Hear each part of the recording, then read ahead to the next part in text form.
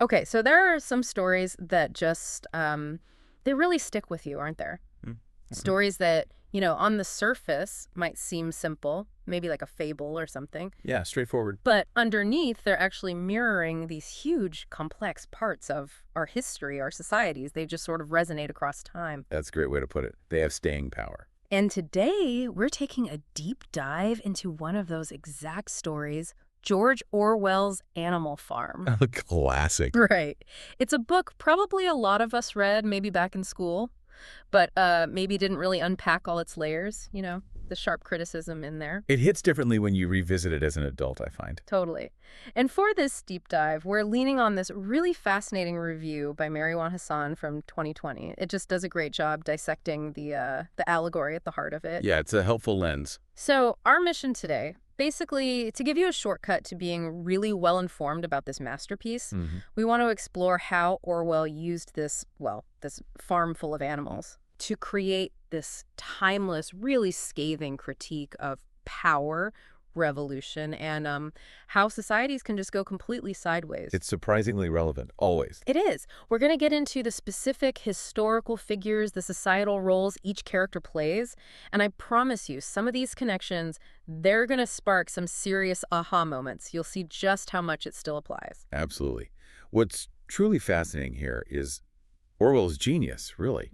How he crafts this universal story, something that feels true anywhere, anytime, but grounds it in such specific historical references. So this deep dive, it'll help us understand not just what happened on Animal Farm, but crucially, why it matters. Right, connecting the dots. Exactly, connecting the dots to these broader ideas about power dynamics, propaganda, human nature, really, stuff that's still incredibly relevant today. Okay, so let's start by setting the scene a bit, the historical context. The review reminds us Animal Farm is like one of the biggest novels of the 20th century. No question. It came out in England August 17th, 1945, so right at the very end of World War II. Timing is everything. And it just took off, translated everywhere super fast. But what was Eric Blair, that's Orwell's real name, what was he actually trying to do with this simple-seeming fable? Well, his intention was actually incredibly precise. Yeah. Really purposeful. He wanted to expose, to analyze the hypocrisy and the sort of two-faced nature of disloyal politicians. Specifically, he was looking at the Soviet Union under Stalin. Okay, so very targeted. Very. Yeah. He wanted to show how the working class reacts to oppression, the harsh realities of inequality that can pop up even after a revolution, and, the complex reasons why revolutions often get derailed. Tragically derailed. So it's an allegory then. It's a full-blown allegory, yeah. Every character, every event, pretty much every little detail stands for something else. It's a direct, often quite damning commentary on real historical figures and forces. Okay, so for anyone who needs a quick refresher on the plot, here's the setup. It's pretty grim, actually. It is. The animals on Manor Farm, owned by this farmer, Mr. Jones, who's always drunk, by the way. Right. Kind of incompetent. They live this absolutely miserable life, constant hunger, hard labor, just oppression. Then one night, old Major, this respected old boar, he gathers everyone. The visionary. Yeah, and he shares this powerful dream he had, a vision of revolution against the farmer, against Jones. He tells them man is the only reason they suffer. Get rid of man. Exactly. Remove man, he says, and you'll achieve this perfect society. Egalitarian, free, peaceful, prosperous. He even paints this picture of the slaughterhouse waiting for them under Jones. It's quite motivating, you could say. Definitely lights a fire under them. Yeah. And the animals, fueled by this vision and their own misery, they totally embrace the idea. They go for it. They do. They revolt, successfully kick Mr. Jones out, and take over the farm themselves. And at first, there's this real euphoria, right? They set up these 7 commandments, the rules, yeah, designed to guarantee equality, make sure no animal ever becomes like a human. But, well, as we see pretty quickly, this victory, it takes a really dark turn, an insidious one. How so? The pigs.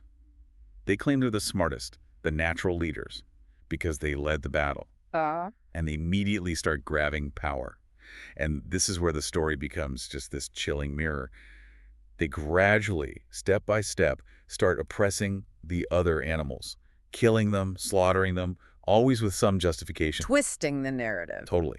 And eventually, they become completely indistinguishable from Mr. Jones, their old human oppressor. It's this full tragic circle. And the review really points out the irony here, doesn't it? The animals' lives actually got worse under the pigs. Absolutely worse. Less freedom, way more brutal work, often hungrier than they were before. It's incredible. The pigs just systematically build this totalitarian regime. They break every single one of the original rules, the commandments they set up. They twist the revolution's ideals into, well, tools of tyranny. So what started as this hopeful vision Ends up as a complete nightmare, a really stark, grim outcome. Okay, so if that's the story, what does it all mean? This is where the allegory really clicks, and where, like you said, that review by Marwan Hassan helps map it out. Right. Every character, their actions, their fate, it all stands for something bigger, right? A critique of the Soviet experience. Let's start with the human, Mr. Jones. Okay, Mr. Jones. He primarily represents Tsar Nicholas II, the last emperor of Russia. Yeah. Right. Right. His rule was oppressive, incompetent, totally out of touch. Basically led straight to the 1917 revolution. Yeah. But more broadly, Jones is also a symbol. Of what? Any tyrannical ruler, really. Anywhere. The kind who only cares about themselves, their own power, their family maybe. That absolute self-serving state that just breeds unrest. Makes sense. Okay, then there's Old Major. The visionary, the one who sparks it all with his dream. The ideas guy. Who's he standing for? Old Major is mainly Karl Marx. His ideas, class struggle, the exploitation of the workers, the eventual workers' paradise, this stuff ignited revolutions globally. The Communist Manifesto, basically. Pretty much. The review also notes he can represent any great thinker, any philosopher. But there's a subtle critique of him, too, interestingly. Oh. His absolute conviction that his vision must be fulfilled. It hints at a kind of intellectual arrogance, maybe. How even noble ideas, once they're set down, can become rigid, dangerous in the wrong hands. Huh. I hadn't thought of that. Yeah, his words kickstart the revolution, but he doesn't live to see how badly it gets twisted. Okay, so after the revolution, these two pigs rise up, Napoleon and Snowball. Very different paths. Let's do Napoleon first. He really sets the tone, doesn't he? Oh, absolutely. Napoleon represents Joseph Stalin, the brutal dictator who seized power after the Russian Revolution, got rid of rivals like Trotsky. We'll get to him. Right, and just established this total grip. Orwell shows Napoleon as this absolute dictator, ignores everyone else's opinions, always plotting against rivals. He's just pure, ruthless pursuit of power. Any means necessary. Any means necessary, exactly. Yeah. And making him a pig, well, that connects to ideas of gluttony, felt that it's not accidental. No, Orwell was deliberate. Okay, and Snowball, Napoleon's counterpart, he seems more idealistic. Snowball represents Leon Trotsky. Trotsky was this brilliant revolutionary leader, a theoretician. He genuinely seemed to want to implement the revolution's ideals, serve everyone equally. So, the true believer. Sort of, yeah.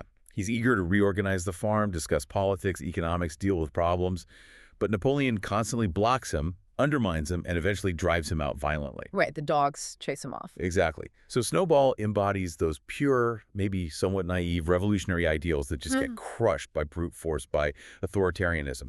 He's a victim of that power struggle. And key to Napoleon's staying in power is Squealer, the spin doctor. Oh, Squealer is crucial. He represents Vyacheslav Molotov, who was Stalin's foreign minister, but more importantly, his chief propagandist. Oh, okay. Molotov was famous for twisting truths, manipulating opinion. So Squealer, by extension, is any minister of propaganda anywhere. The mouthpiece. Exactly. He manipulates information, circulates fake news, constantly rewrites history, makes the pigs seem godlike and superior, while the other animals are just ignorant slaves. Wow. Squealer really shows how language itself becomes a weapon, how you can control people by controlling the story, making them doubt their own memories, their own eyes. Chilling. But words aren't always enough to keep that kind of control, are they? How is it enforced? Right. Words need muscle.